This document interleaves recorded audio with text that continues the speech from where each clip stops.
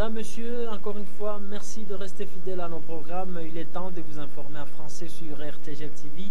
Voici votre grand journal de ce 7 septembre 2020. Madame, monsieur, encore une fois, bienvenue à cette édition du journal. 7 septembre 2019, 7 septembre 2020, voici exactement une année que nous quitte le patriarche Venant Chipasavangui Sivavi, de Reste Mémoire. Que peut-on retenir de la mémoire de l'illustre disparu? Nous avons tendu notre micro à M. Bora Ouzima Kambale, qui est directeur général de RTG à Butembo, tout comme à Kirumba. Il nous donne les mérites de feu le patriarche Venant Chipasavangui Sivavi. Je vous prie de suivre ici le DG de RTGL, M. Bora Ouzima Kambale. Le 7 septembre, c'est pour moi un mauvais souvenir. Vous savez, c'est le jour où j'avais perdu un être très cher. Le patriarche Venant Chipasa, c'est mon mentor. Il m'a formé, il m'a amené partout où il trouvait mieux. Et quand je me souviens de ces jours-là, en tout cas je suis mal à l'aise. Je suis tellement frappé. Venant Chipasa, c'est notre papa qui nous avait laissés. Et on avait encore besoin de lui. Il passait tout le temps en train de voir comment sauver sa communauté, la communauté de Wanande. Il aimait beaucoup ce pays parce que pour lui, il ne gérait que pour avoir la paix et la paix pour tout le monde. Les jours où il nous avait quittés, on a trouvé vraiment que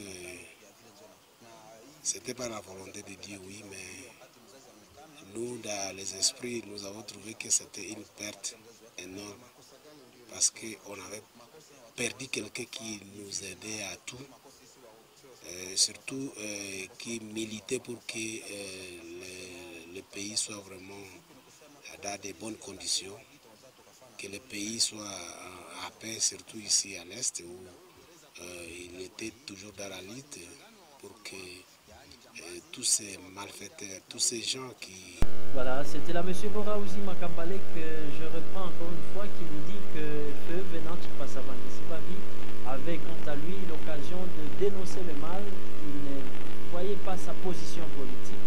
Je vous prie encore une fois de suivre M. Bora Ouzima Kambale devant la caméra de Gilbert Paloukou dans ses propos recueillis par Moïse Mouy. Le patriarche Venant Chipasa, c'était d'abord un homme d'État parce qu'il a passé toute sa vie dans la carrière politique.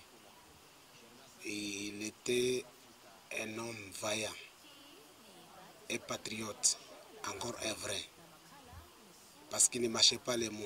Là où il fallait dénoncer, il les dénonçait. Il était un homme qui n'avait pas toujours peur, parce qu'il était du côté du pouvoir, mais tout ce qui n'allait pas, il devait faire tout comme objet d'une dénonciation. Il devait dénoncer chaque jour ce qui n'allait pas dans ce pays. Et il ne voulait pas applaudir même ceux qui étaient dans sa tendance. Lorsqu'il commettait des bavures ou lorsqu'il constatait qu'il y avait ça ne va pas, il le disait tout haut. À part ça, il aimait toujours encadrer la jeunesse. Parce qu'il a laissé derrière lui des hommes, des grands hommes même de ce pays. Tous ont passé entre ses mains.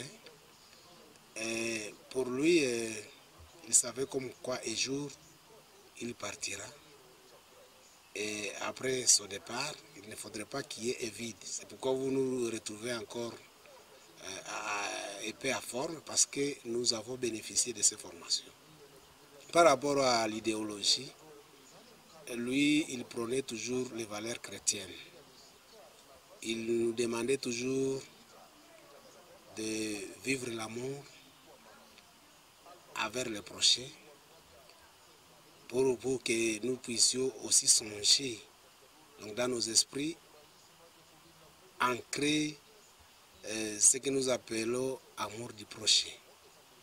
Parce que quand vous aimez quelqu'un qui est à côté de vous, voilà, il faut souligner que le premier anniversaire de la commémoration de l'an premier de la mort de feu patriarche Venant Tipasabani Sibavi sera commémoré à Kanyambi le 13 septembre prochain.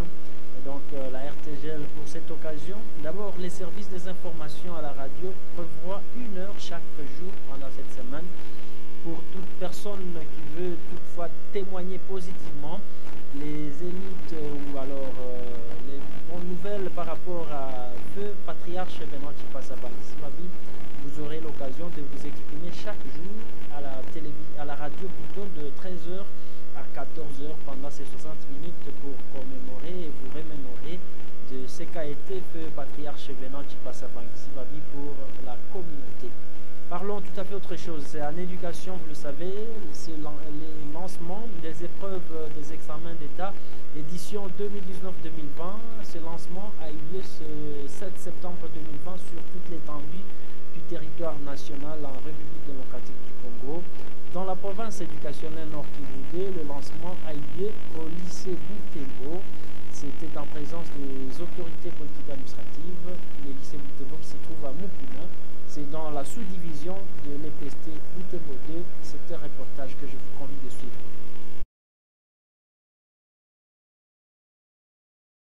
En marge du lancement officiel de la session ordinaire des épreuves dites examen d'État pour cette édition 2019-2020, plusieurs autorités politico-administratives, policières et éducationnelles ont pris part à cette séance de travail. Des discours ont été prononcés par quelques autorités pour marquer d'un cachet spécial le début du déroulement de la passation des épreuves.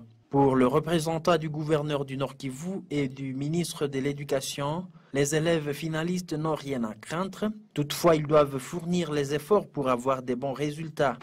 Très chers finalistes et candidats, vous êtes à l'honneur ces jours, par du président de la République démocratique du Congo, des élus du peuple, de son Excellence Monsieur le gouverneur des provinces, des membres de ce gouvernement, des responsables et différents services, du personnel de l'EPST, y compris les enseignants, en passant par la société civile et tous les parents. Tous nos yeux restent braqués sur vous, car nous sommes conscients que le développement du Congo, fort, uni, prospère et émergent, auquel nous aspirons, ne peut être possible que grâce à vous. Vous êtes l'espoir et l'avenir de notre pays. Par ailleurs, le directeur de la province éducationnelle Nord Kivu 2 a appelé les candidats au bon sens et à la responsabilité, car le pays attend d'eux une génération forte et utile. Ces épreuves dites examen d'État se déroulent dans un contexte particulier dans lequel les candidats les font avec les cache-nez. L'ouverture des malles contenant les items a été faite par le maire de Butembo, Maître Mboussa Kanyamanda Sylvain. Accompagnés par les membres du comité provincial de l'éducation, ils ont remis les items aux récipiendaires qui étaient déjà dans les classes. Une bonne chance a été souhaitée aux participants aux épreuves édition 2019-2020. Et pendant ce temps, les candidats finalistes qui passent déjà ces épreuves se disent très confiants de fournir des bons résultats. Ils l'ont dit au regard de cette première journée qui a été quand même passable et ça promet quand même selon eux. Je vous prie de les suivre dans ce micro-baladeur réalisé par le reporter de RTGL TV. Voilà, santé dans ce téléjournal. La population de la vie commerciale de Butembo appelée à prendre au sérieux la question liée à la Covid-19. C'est l'essentiel de la conférence de presse qu'a tenue ce lundi 7 septembre 2020 au bureau de l'antenne de la division provinciale d'EPS à Butembo, Dr Kasereka Siviolia Bernardin. Sarah Zongo, faites-nous le point. La population doit reconnaître que la Covid-19 fait rage et que sans la prise au sérieux de cette situation, le pire risque de nous arriver, nous a révélé Dr Kasereka Siviolia Bernardin. La situation Covid dans cette partie nord de la province Nord Kivu se présente comme suit. Nous avons pour la ville de Butembo au total 134 cas à cette date. Et la zone santé de Katwa en elle seule renferme 51 cas et celle de Butembo 83 cas. Ce qui fait un total de 134, comme je l'avais dit tantôt. Alors pour les zones de santé qui entourent la ville de Butembo et aussi la ville de Beni, je peux dire qu'en Beni, comme elle est constituée d'une seule zone de santé, la zone de santé de Beni a 19 cas jusque-là. Biena, c'est juste à côté de nous, à l'ouest, il y a 2. À Kalunguta, c'est au nord de la ville de Butembo, 26. Kiondo, 1 cas. Moussienene, 7. Moussienene, c'est au sud. Mutwanga, 8. Et à l'est de la ville de Butembo, nous avons la zone santé de Vuovi, qui a 1 cas. Alors, par rapport à la ville, il y a des aires de santé qui sont concernées par la maladie. Et il y a aussi d'autres aires de santé qui n'ont pas encore notifié des cas.